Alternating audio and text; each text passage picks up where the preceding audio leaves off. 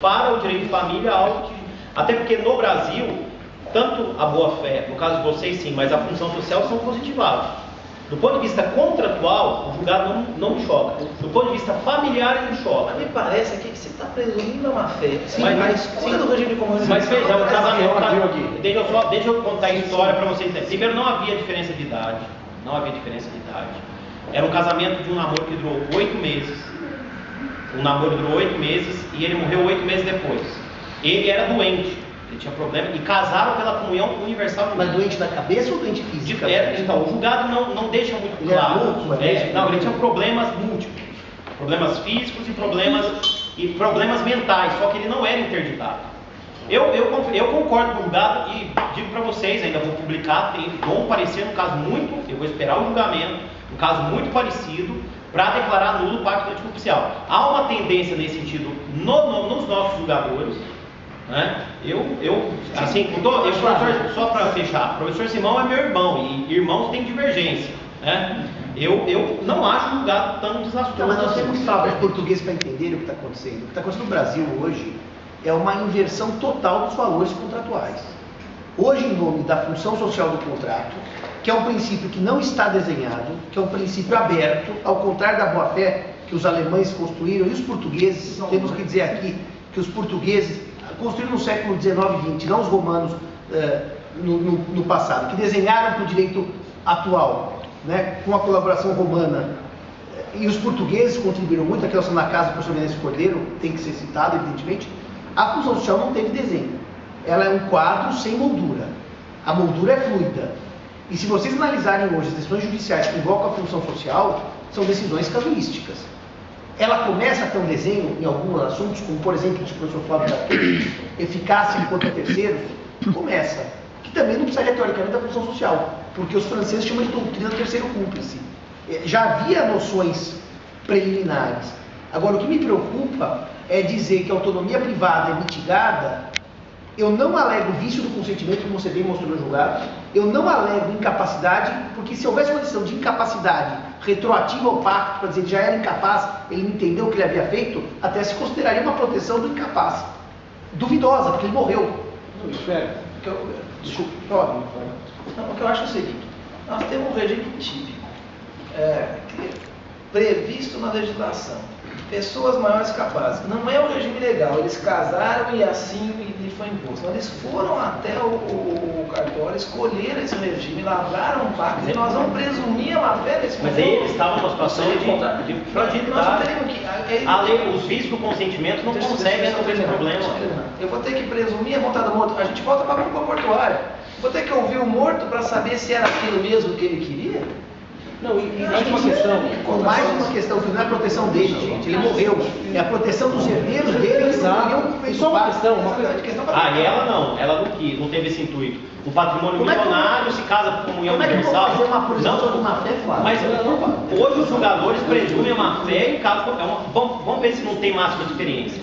Um sujeito milionário, vamos pegar o caso concreto, milionário ou bilionário, uma pessoa que se aproxima muito rapidamente, um namoro rápido, casamento mais rápido ainda.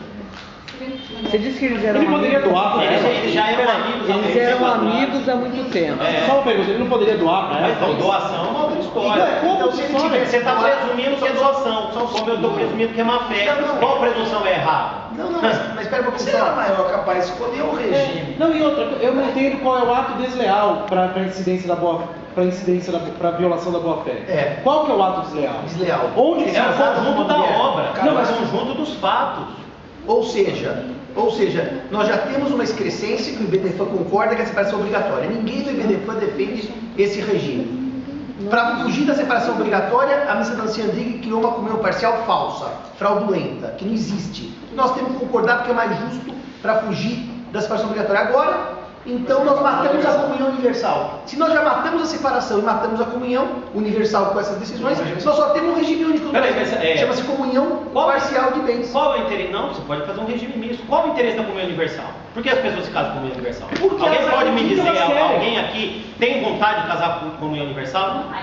Mas essa sua Pode vontade, haver. isso é alguma Não, pessoa porque os dizer. meramente superficiais. Olha. Eu estou a dizer este equilíbrio. Imagine que casa, o único bem que tem é um bem que está adquirido com o crédito, está em seu nome, mas quer que a dívida seja partilhada ao longo da vida, porque tem 40 anos pela frente para pagar o empréstimo. Desculpe, eu tenho que trazer um outro dado histórico, sociológico, que o professor Carlos desconhece, eu quero que pontuar isso aqui nesse curso. Muitos casais escolhem como universal com outro objetivo. E eles dizem isso para mim declaradamente. Muitos, claro que no ambiente, não estou dizendo que todo mundo. Se o casamento é uma comunhão plena de vidas, nós não entendemos como justo comunhão não plena de bens. Bom, eu não atendi ninguém nos últimos 5 anos. É uma opção, eu não estou dizendo que eu escolheria. Essa é uma experiência de cada um. Quando corre mal, Sim, mas até aí eu não quero dizer que necessariamente comunhão é uma excrescência, ou é má fé, ou é um golpe que as pessoas dão umas nas outras. Escolha. Mas os julgados, a tendência, os julgados recentes, tendem a dizer que há uma previsão de uma fé. É só um comentário. Eu já fiz 38 mil casamentos na minha vida e temos um número considerável de casamentos com comunhão universal. Eu sou uma pessoa romântica. Eu acho que existe a possibilidade de casar com. Se há um prejuízo, é outro. Agora, um fato interessante.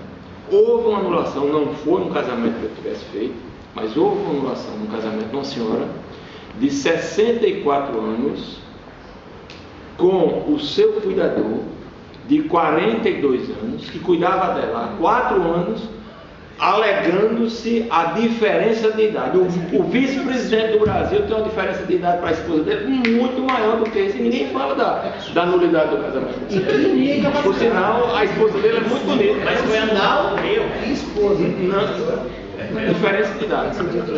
Então, O professor Veracruz pede a Tem uma palavra. questão de gênero. O professor Veracruz pede a palavra. Eu só pedi a palavra no seguinte: boa noite a todos. Peço desculpa da minha assistência intermitente, mas com aulas, e eu não queria ir para a aula das 7h30, pedindo vénia a todos e desculpa por estar a entrevista, se calhar à frente de quem já se tinha inscrito. Mas apenas para, além de dar os parabéns, aquelas coisas para não nos perder tempo, a todos e tal, peço vénia aos participantes para dizer o seguinte: eu tenho acompanhado, eu sou direito romano, direito civil, tenho acompanhado há 10 anos esta parte, creio que há 10 anos esta parte que o IBDFAN, não sei se há tanto tempo, mas tem vindo a colocar uma série de questões interessantíssimas para nós juristas e provocações que são sempre coisas de quem tem intelecto desenvolvido, não é? Provocar a realidade. E como disse ali o professor, e bem, a próxima geração do IBDFAN se calhar vem dizer tudo ao contrário do que está no ACD, e se calhar para trás e para a frente, os filhos dos hippies são yuppies, a gente sabe logo por aí. Mas aquilo que eu não discuto a casuística, porque a casuística é muito exuberante, eu não tenho preparação para isso. Aquilo que mais me preocupa nas coisas não é medo, não é preconceito, e se for também não há mal nenhum, porque vocês têm os vossos também, nós temos os meus. Vamos ver se eu consigo aqui arranjar uma métrica. Grande parte daquilo que está a acontecer em direito da família, no Brasil e em todo o lado, nós temos que mexer no que existe. Aliás, lembro-me da palestra do Presidente que eu cheguei a ouvir falar muito da palavra revolucionar. Não é? Vamos revolucionar. Revolucionar de acordo com regras. Porque se cairmos na casuística, estamos sempre a arranjar regras para resolver casos. E nós temos de arranjar soluções para casos. Eu tenho ensinado aos meus alunos, e se calhar vocês aos vossos, desculpa estar de costas, que o direito vem das regras, não há outra hipótese. O direito não pode vir das normas, as normas são legais, mas o direito vem das regras, porque direito significa um risco direito, e direito vai-se buscar uma régua. E não vale a pena estarmos a ignorar a origem das palavras, senão parece que o direito é o que eu quero, é o que o Simão quer, é o que o doutor quer, é o que diz o juiz, é o que diz o legislador, e o direito não é bem isso. Por isso é que a minha dúvida é existencial. Nós estamos aqui a aceitar que o direito tem como fonte o facto. Se é isso, ótimo. Eu estou noutro patamar, então é difícil dialogar convosco. Se o direito não tem como base o facto, mas a regra, quais são as regras que nós estamos a aplicar? Se é para endireitar a lei e as injustiças que a lei cria, aí estamos todos com possibilidade de dialogar. Porque estamos assentes na mesma estrutura. Se, no entanto, o Pacta Sunt Servanda se aplica ao direito civil, mas se entende aqui que o direito da família deixou de fazer parte do direito civil, como disse ali o professor, cada vez que aplicava o princípio de direito civil contratual ao direito da família, tinha depois que deslocá-lo para a justiça do caso concreto. Não é verdade? Portanto, temos que recriar princípios que não são os constitucionais, porque nem todos os princípios constitucionais são jurídicos, nem todos os princípios jurídicos estão na Constituição. E, portanto, são princípios jurídicos que nós temos que reaprender. O valor da palavra, se o valor da palavra vale ou não vale. Agora não me interessa se o casamento é um contrato, se não é, se é institucional. Agora, para esta conversa, não. Mas, quando eu dei uma palavra, disse a uma mulher, vou ser leal. E eu entendo que no casamento, com a devida velha, a lealdade é a fidelidade. No casamento. Talvez eu tenho um amigo que está numa união estável, mas que diz que não aguenta a fidelidade, por isso é que não casa. E pede férias em agosto. E em agosto, não deixe me livre, é um vez muito tórrido. Se por acaso eu disser, eu sou leal e eu violo a minha lealdade, o pacto de sunt servanda como é? É culpa ou é responsabilidade? Os romanos, por exemplo, não tinham responsabilidade sem culpa. Isso foi uma invenção tardia. Não tinham. Entendiam que toda a responsabilidade vinha da culpa. E nós hoje entendemos grande parte dos mecanismos da responsabilidade fora da culpa. Dizem que a culpa é uma coisa cristã, pesada, etc. Portanto, é preciso saber como é que nós lidamos com isto. Porque o direito tem princípios e regras, na minha óptica, e o direito faz-se por regras. E a fonte do direito é a regra e não o facto. Portanto, eu tenho que escolher, dentro das regras, as que estão mais capazes da justiça do caso concreto.